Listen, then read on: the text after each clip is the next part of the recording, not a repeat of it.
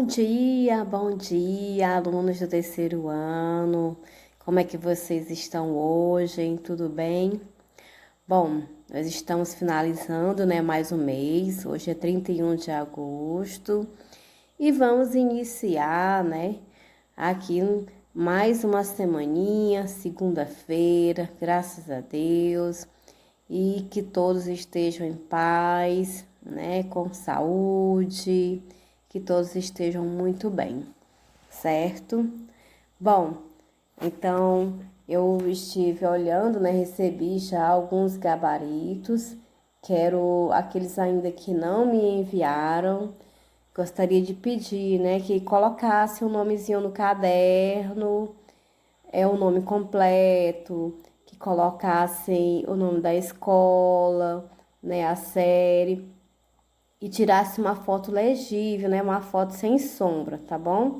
Procurem tirar uma foto bem legível, tá certo? Para facilitar, para que a gente não confunda, né, não tenha nenhuma, a gente consiga ver legivelmente, certo? Bom, então hoje nós vamos falar sobre o gênero textual, né? Mais um gênero. Vamos começar definindo o que é esses gêneros textuais, que eu sempre falo, mas agora a gente vai entrar mais a fundo, que é para que vocês possam entender melhor o que é. Bom, então os gêneros, né, que a gente fala são vários, e quando se fala textuais, porque são de vários tipos de textos. Então, o que é? São textos que exercem uma função social específica, ou seja, ocorrem em situações cotidianas de comunicação e apresentam uma intenção comunicativa bem definida.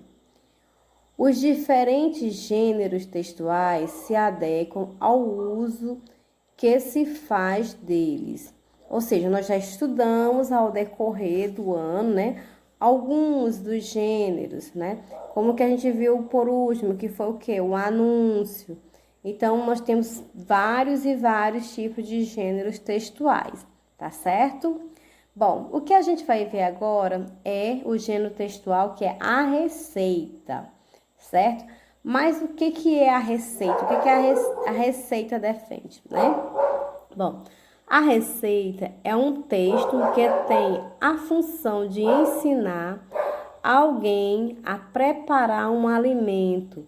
É comum que venha, né, dividido entre ingredientes e o modo de preparo, né? Então, dentro da receita, né, é isso, é o que vem. Então, vamos ver aqui agora mais um exemplo de receita. Então, o gênero textual receita, ele define como receita utilizam, né, pelas pessoas para realizar, no caso, né, um alimento. É um texto, né, escrito com título, né, que é o título da receita, se é uma receita de bolo, se é uma receita de pudim, de que é, certo? De doce.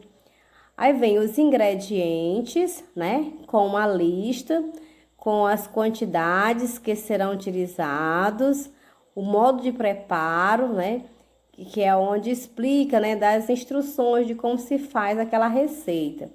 E o tempo do preparo, que às vezes tem alguns alimentos que tem um tempo determinado, certo? Um tempo específico para realizar aquele alimento, um tempo de preparo, tá certo? Bom, então aí nós temos aí, né, uma receita do bolo de fubá da vovó, né, da vovó Maria. Bom, então primeiro vem o que? Os ingredientes.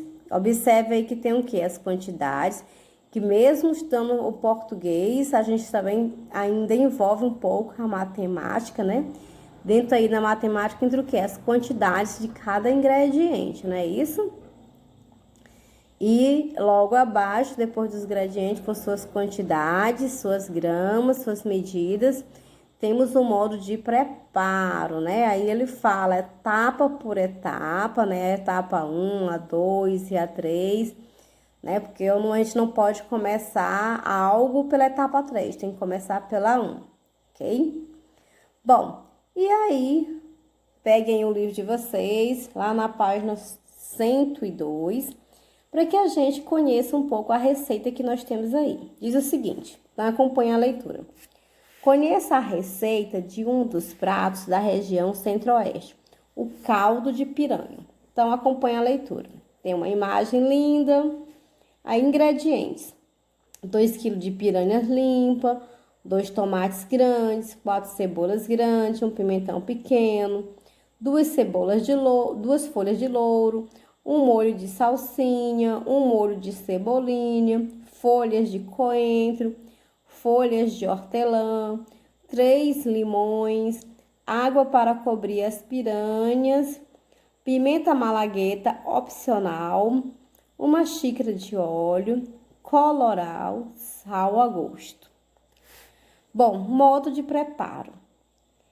Primeiramente, retirar as escamas do peixe e cortá-lo em pedaços grandes. Temperar com sal, pimenta e limão. Deixar por 2 horas. Colocar óleo num caldeirão grande e levar ao fogo. Quando estiver quente, jogar as piranhas, dando uma rápida refogada. Em seguida, colocar água fervente até a metade do caldeirão. Tampar e deixar cozinhar por 2 horas ou até ficar bem cozidas. A seguir, coar todo o caldo e reservar. Retirar todas as espinhas da piranha cuidadosamente, né? Então, observe aí, né, que até aí, este momento, todo o cuidado que deve ser feito, né, lá no modo de preparo, né? Como ele dividiu tudo, né, os ingredientes, quantidades, né, do que precisava. E lá no modo de preparo ele começou, né, com o primeiro passo, que é o quê? Retirar as escamas, né? Então, lembrando sempre que todo o texto, ele deve ter o quê? Um início, um meio e um fim, certo? Então, o primeiro passo foi o quê? Descamar, né, as piranhas, depois cortá-las, depois temperá-las, né, usando os temperos que foi indicado lá nos ingredientes, certo? Ok? Bom, aí então a gente pode ver, né, como é que nós vamos trabalhar, qual é o modelo, né? O modelo é de uma receita desse gênero textual, que ele vem nessa sequência. Qual é a sequência? Primeiro os ingredientes, depois o modo de preparo, certo? Ok?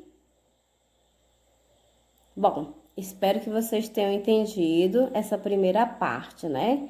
Que é de entender qual é o formato do texto, certo? Ok? E depois pra gente poder fazer a compreensão, né, dos estudos e também poder fazer uma receita.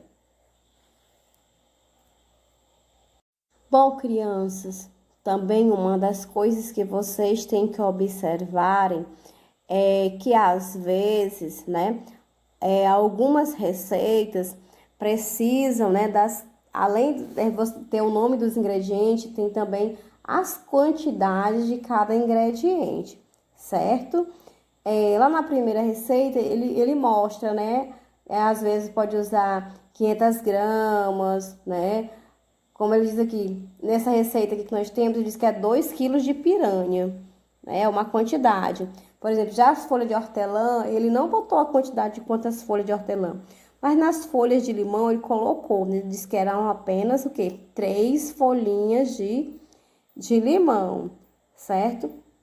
Então, tem alguns ingredientes que vocês devem prestar atenção, que na receita deve-se ter a quantidade, né? Se é em gramas, se é em quilo, né? Se é na porção. Então, às vezes, para se fazer alguma coisa, um tipo de alimento, é preciso ter as quantidades, tá certo? Então, ficar sempre atento a isso, porque uma receita requer a isso daí, né? Então, o que pode ser indicado, né? No caso, pode ser, às vezes, quando não tem, dizendo a quantidade, vem algumas expressõezinhas como a expressão a gosto, é o quanto bastante, um punhado, certo? Então, às vezes, se não vem um número, vem indicando com essas palavrinhas, tá? Tá certo? Bom, espero que vocês possam ter entendido essa primeira partezinha aí, tá? Bom, agora acompanhe também a leitura aqui na página 103. Vamos lá, aguardando vocês mudarem de página. Pronto, então ainda continuando o texto, tá dizendo o seguinte: bater depois de tudo isso, né, do modo de preparo, ele diz que é bater no liquidificador a carne e o caldo até tudo ficar bem cremoso. Reservar. Em outra panela, aquecer óleo e, quando estiver quente, acrescentar o tomate, o pimentão, a cebola, a salsa, a cebolinha, o coentro, a hortelã e o louro. Refogar bem e colocar o caldo batido. Acrescentar o sal e o colorau. Servir bem quente com molho de pimenta malagueta, como ele falou, né, que seria a gosto.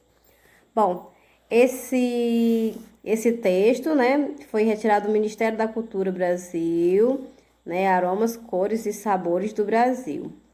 Tá? Então tem a data e tem todas as indicações, caso alguém queira acessar, tá? Bom, aí nós temos o quadrinho, essa parte amarela, que vem com 3 palavrinhas, né? Então, essas 3 palavrinhas são o quê? Bom, são palavras que podem ser que a gente não conheça, né? E o autor, ele se sentiu na obrigação de esclarecer o qual seria o seu significado.